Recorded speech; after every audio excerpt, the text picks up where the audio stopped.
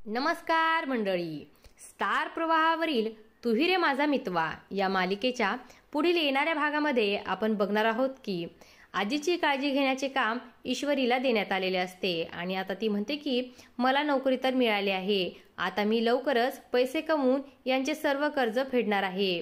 आणि आपण इकडे पाहतो की आजी ही अंजलीला बोलत असते, जर घरची सून लावण्याला करायचं असेल तर तिला काही चांगल्या गोष्टी शिकायला नकोत का, म्हणूनच मी ईश्वरीला आता रोज आपल्या घरी बोलवत आहे। आणि ती ईश्वरीच्या संपर्कामध्ये राहिल्यानंतर ईश्वरीकडून बऱ्याच काही गोष्टी शिकू शकते। आणि त्यावेळेस अंजली मात्र विचारामध्ये पडलेली असते। त्यानंतर आपण पाहतो सकाळच्या वेळी ईश्वरी ही अर्णवच्या घरी येते आणि ती दरवाजाची बेल वाजवते। बेल वाजवल्यानंतर अर्णव हा दरवाजा उघडतो, त्यावेळेस तो जिमला निघालेला असतो। आणि त्यावेळेस आपण पाहतो ईश्वरी व अर्णव दोघेही एकमेकांकडे प्रेमाने पाहू लागतात।